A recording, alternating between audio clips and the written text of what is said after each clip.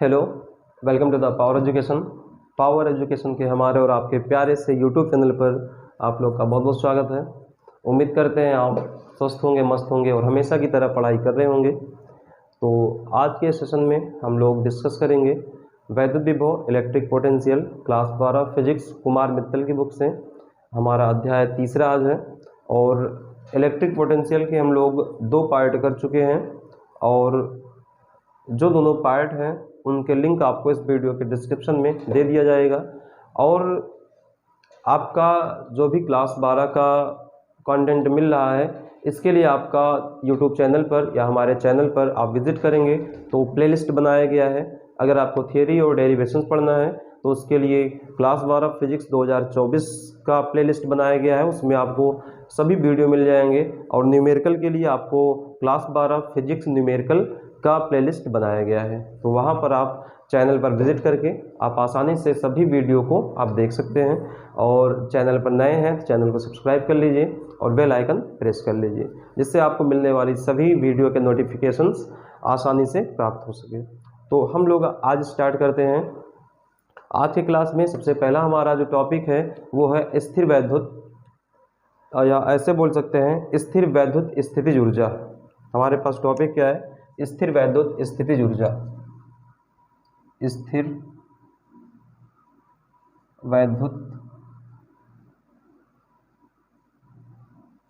वैद्युत स्थितिज ऊर्जा।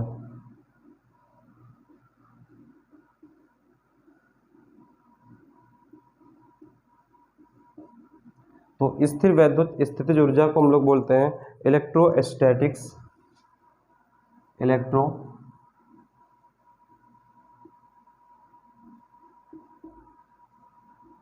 Electrostatic potential energy.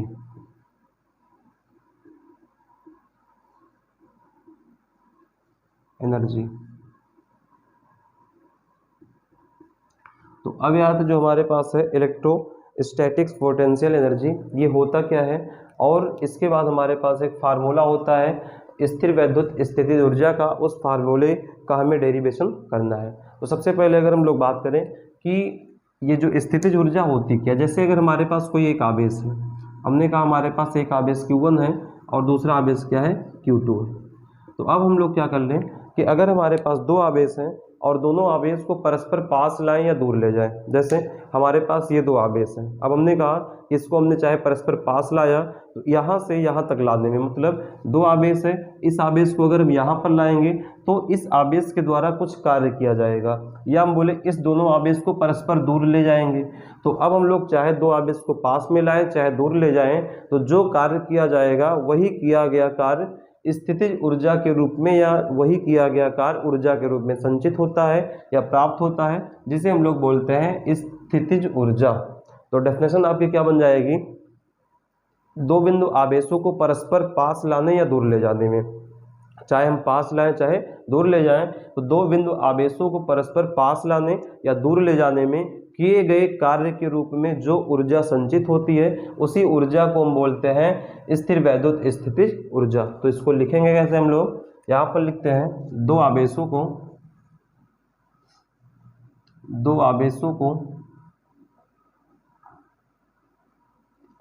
को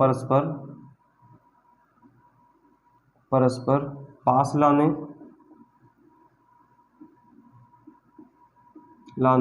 या दूर ले जाने, परस्पर पास लाने या दूर ले जाने में किए गए कार्य के रूप में किए गए कार्य के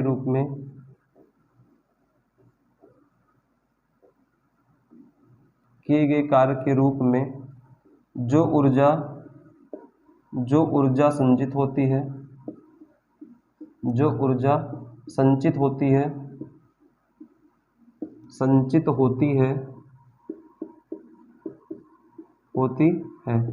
उसी ऊर्जा को हम लोग बोलते हैं स्थितिज ऊर्जा।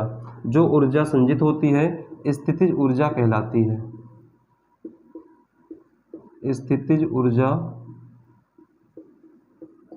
कहलाती है। कहलाती है। और स्थितिज ऊर्जा को हम लोग लिखते कैसे हैं, U से प्रदर्शित करते हैं। अब अगर हम लोग बात करें कि ये स्थितिज ऊर्जा है तो हम लोग इसके मात्रक की बात करते हैं। तो बच्चों हम जानते हैं ऊर्जा का मात्रक क्या होता है।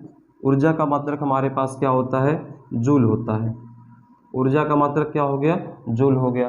अगर हम लोग बात करें राशि इसकी बीमा क्या है, तो बीमा इसका क्या आ जाएगा, तो ऊर्जा की जो बीमा होती है जो कार्य की बीमा है, इसका मतलब यहाँ से ऊर्जा की जो बीमा है वो आ जाएगी ml² T-2। अब इसके बाद आता है कि इसका मात्रक हो गया, बीमा हो गया, और ये राशि कैसी है, तो जो ऊर्जा होती है वो कैसी राशि है, एक अदिश राशि होती है। ऊर्जा कैसी राशि है, एक अदिश राशि होती है। ये हमारा है स्थिर वैद्युत स्थितिज ऊर्जा के बारे में। अब अगर हम लोग बात करें कि इसका सूत्र का निगमन क्या होगा, तो अब हम लोग इसका क्या करेंगे, निगमन करते हैं। तो इसका आप लोग स्क्रीनशॉट ले लीजिए। तो अब हम लोग क्या करेंगे, सूत्र का निगमन। अब हम लोग इसके सूत्र का निगमन करेंगे, तो हेडिंग बना लेते हैं निगमन। निगमन, निगमन का मतलब क्या हो गया, व्यंजक का निगमन हम कैसे प्राप्त करेंगे। ठीक है, तो अब सबसे पहले मान लेते हैं कि हमारे पास कोई दो बिंदु आवेश हैं, और ये हमारे पास एक Q1 है और दूसरा क्या है, Q2 है, और ये बिंदु A और B पर स्थित है। तो अब हम क्या मान लेते हैं कि इनके बीच की दूरी जो है वो R है। इनके बीच की दूरी क्या है, R है। अब हमने मान लिया कि एक हमारे पास धन परीक्षण आवेश है, या हमने मान लिया कि एक हमारे पास जो Q2 आवेश है वो अभी बिंदु B पर ना होकर अनंत पर स्थित है। जो हमारे पास Q2 आवेश है वो बिंदु B पर ना होकर अनंत पर स्थित है। तो यहाँ से क्या करेंगे, देखो सबसे पहले क्या है कि हमारे पास A B दो निकाय हैं, जिस पर एक Q1 आवेश बिंदु A पर स्थित तथा Q2 आवेश बिंदु B पर स्थित है। इन दोनों आवेशों के बीच की दूरी स्मॉल r है। अब क्या मान लेते हैं कि माना Q2 आवेश बिंदु B पर ना होकर अनंत पर स्थित है। अब क्या करेंगे, अगर ये आवेश अनंत पर स्थित है तो हम लोग Q1 आवेश के कारण बिंदु B पर वैद्युत विभव का फार्मूला लगा सकते हैं। यहाँ से क्या लिख दें, Q1 आवेश के कारण, Q1 आवेश के कारण, आवेश के कारण बिंदु B पर विभव, बिंदु B पर विभव। तो विभव क्या आ जाएगा, बिंदु B पर हम लोग मान लेते हैं विभव यहाँ का V है, तो V बराबर क्या आएगा, 1/4 पाई एप्सिलॉन नॉट Q1 आवेश के कारण Q1 बटे में इनके बीच की दूरी क्या है, R है। अब क्या मान लें कि ये जो हमारे पास Q2 आवेश इनफाइनाइट पर है, तो Q2 आवेश को या अनंत से बिंदु B पर लाने में किया गया कार्य। अब जैसे ये हमारा अनंत पर है, अनंत से हम लोग बिंदु B पर आएंगे तो जो किया गया कार्य होगा, इसके लिए फार्मूला हम क्या लगा दें, यहाँ पर लिख दें कि Q2 आवेश को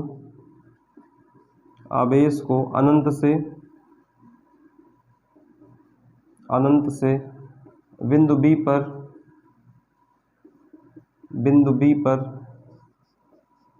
पर लाने में किया गया कार्य।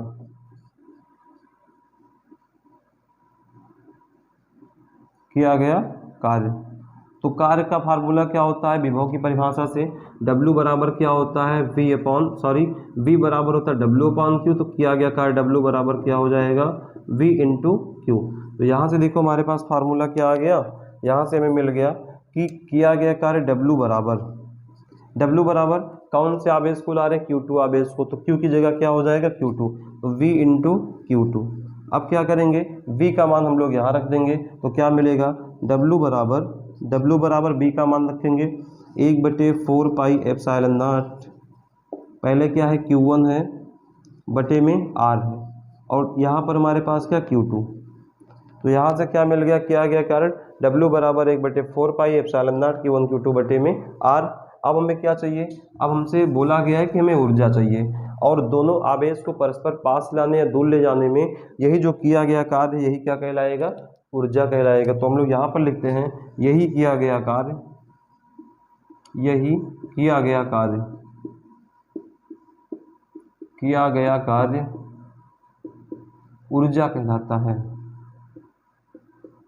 ऊर्जा कहलाता है।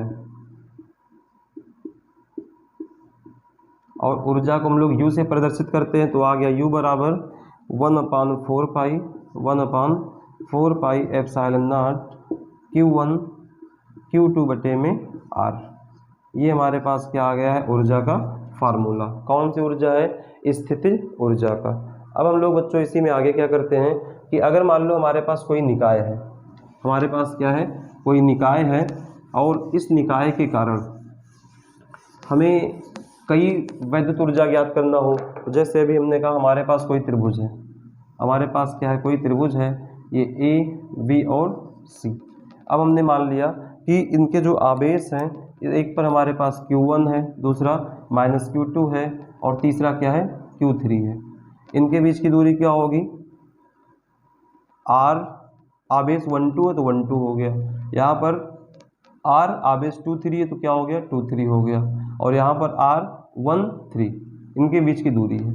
अब अगर ये बोल दिया जाए कि इन आवेशों के या इन आवेश या इस त्रिभुज का कुल हमें स्थिर वैद्युत ऊर्जा बताना है, तो कुल ऊर्जा क्या हो जाएगा, ऊर्जा होती कैसी राशि, ऊर्जा होती है एक अदिश राशि, और अदिश राशि का हम लोग जो परिणामी, चाहे हम वैद्युत विभव प्राप्त कर लें, चाहे स्थितिज ऊर्जा प्राप्त कर लें, ये इन सभी ऊर्जाओं के बीजगणितीय योगफल के बराबर होता है। तो यहाँ से क्या हो जाएगा कि सबसे पहले देखो 1/4 एप्सिलॉन नॉट सब में कॉमन है, तो इसको हमने कर दिया बाहर, 1/4 एप्सिलॉन नॉट कॉमन, तो बाहर कर दिया। अब देखो पहले अगर हम लोग Q1 Q2 को लिखें तो हमें क्या करना है, अदिश राशि में चिन्ह सहित लिखते, तो ये हो जाएगा Q1, इसके जगह पे दूसरा क्या -Q2, तो -Q2 बटे में क्या आपका है, बटे में R का मतलब हो गया R12।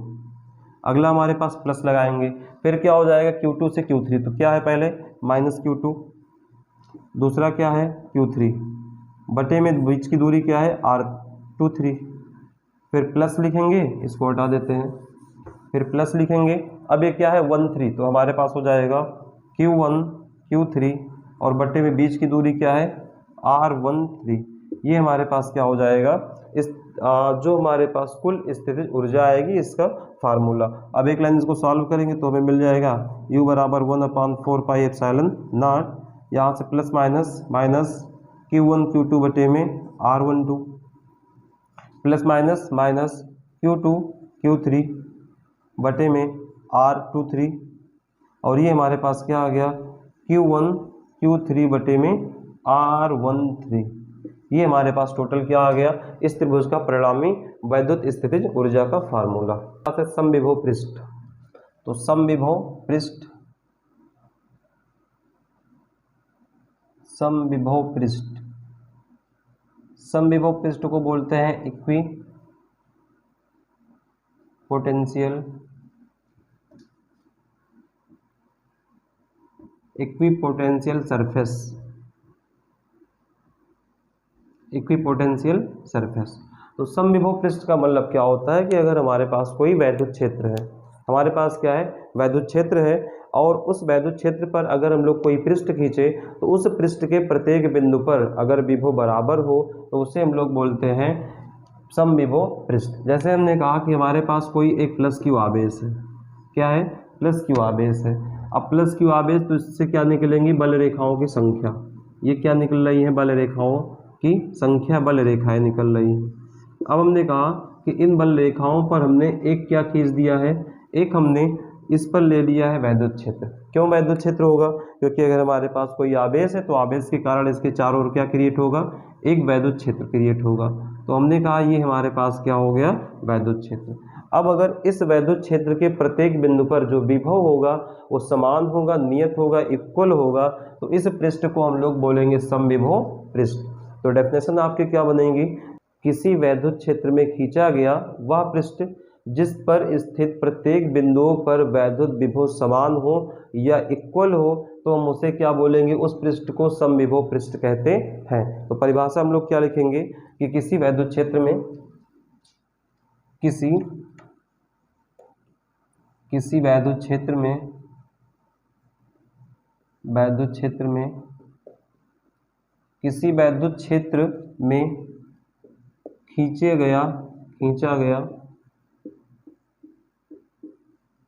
गया वह पृष्ठ जिसके जिसके प्रत्येक बिंदु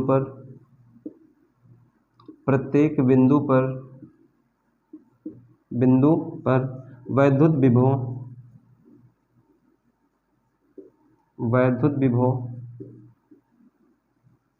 समान हो समविभव पृष्ठ कहलाता है। क्या कहलाता है? इक्विपोटेंशियल सरफेस कहलाता है, समविभव पृष्ठ कहलाता है, समविभव पृष्ठ कहलाता है।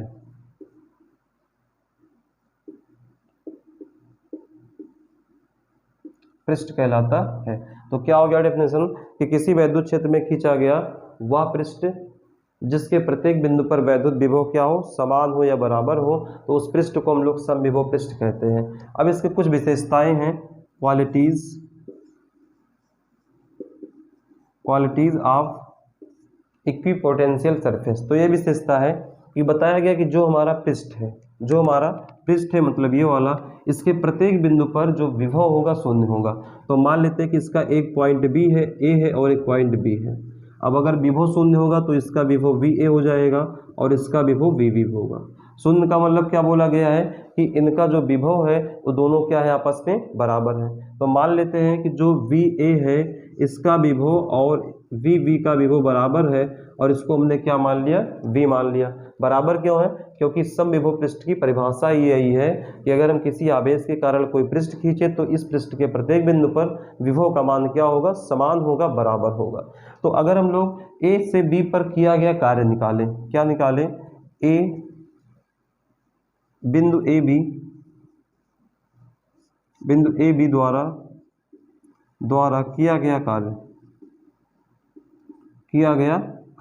तो अगर बिंदु ए बी द्वारा किया गया कार्य निकालेंगे तो विभव की परिभाषा से या विभवांतर की परिभाषा से क्या आता है, V A minus V B बराबर डब्ल्यू अपॉन क्यू। आवेश हमारे पास क्यू है तो डब्ल्यू अपॉन क्या हो जाएगा, क्यू हो जाएगा।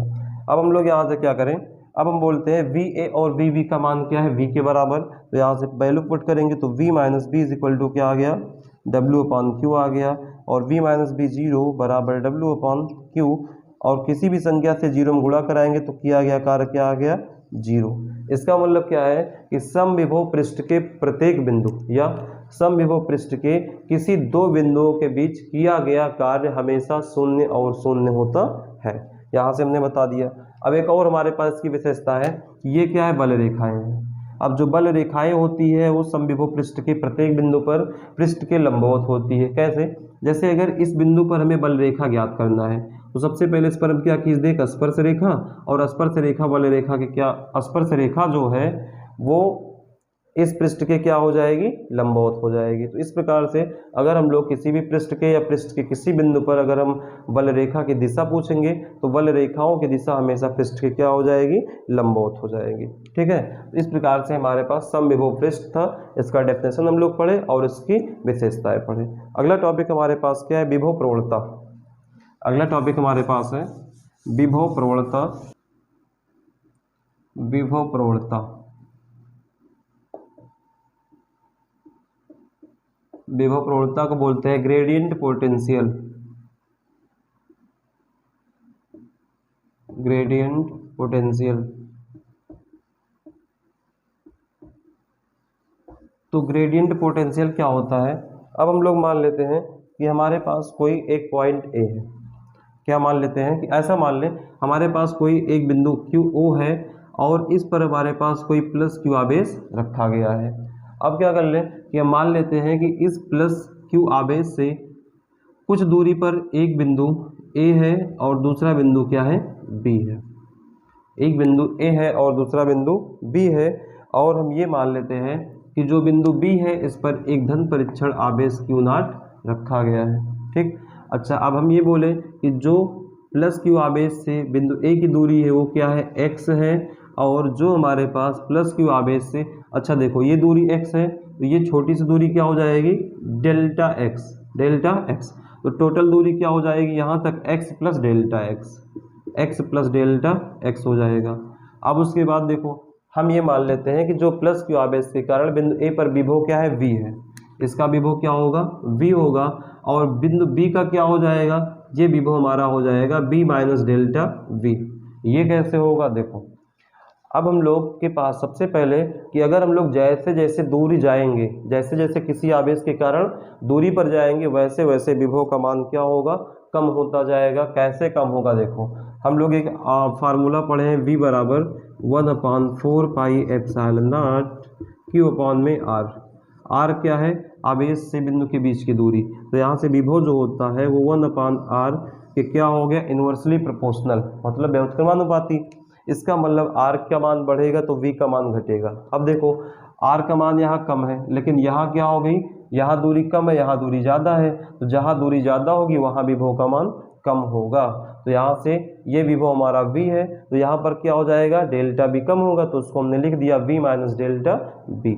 अब यहाँ से हमारे पास जो विभव प्रवणता है उसकी परिभाषा क्या आती है कि किसी वैद्युत क्षेत्र में, या हम लोग के पास देखो ये प्लस क्यू है, हमने मान लिया ये हमारे पास एक समान वैद्युत क्षेत्र वेक्टर ई है।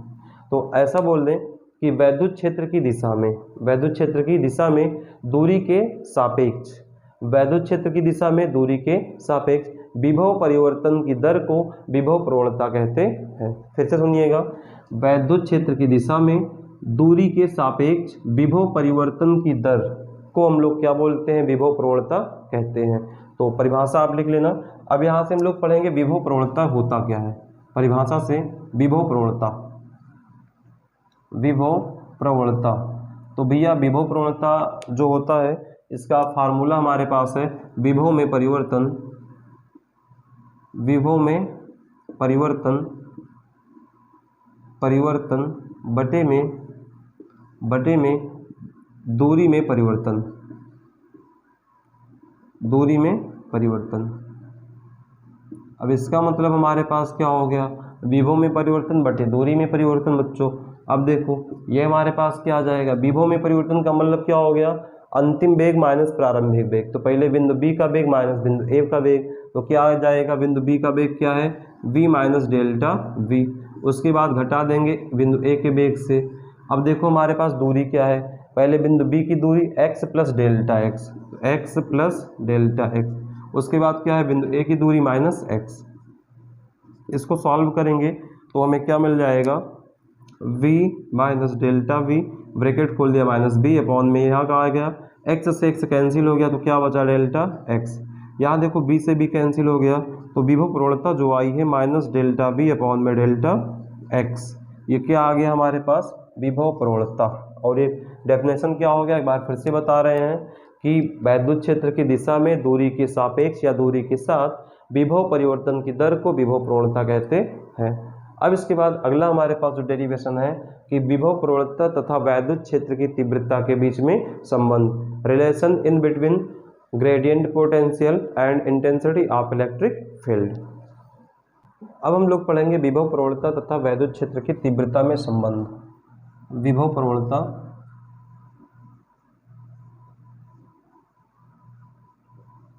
विभव प्रवणता तथा वैद्युत क्षेत्र की तीव्रता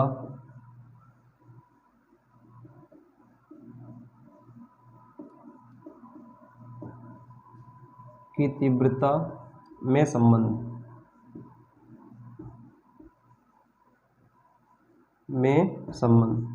आपका क्या बनेगा, relation in between gradient potential and intensity of the electric field. तो सबसे पहले हम क्या मान लेते हैं कि हमारे पास कोई दो बिंदु है, हमारे पास कोई बिंदु A है और दूसरा बिंदु B है, और हमने धन परीक्षण आवेश या एक धन परीक्षण आवेश को अनंत पर रख दिया है। तो अब यहाँ पर क्या करेंगे, हम मान लेते हैं कि ये जो हमारा धन परीक्षण आवेश है उसको बिंदु B से A तक लाने में कुछ किया गया कार्य, इस धन परीक्षण आवेश Q नॉट को बिंदु B से A तक लाने में कुछ किया गया कार्य क्या आएगा। तो यहाँ से लिखते हैं कि धन परीक्षण आवेश, धन परीक्षण आवेश, धन परीक्षण आवेश Q नॉट, आवेश Q नॉट को अनंत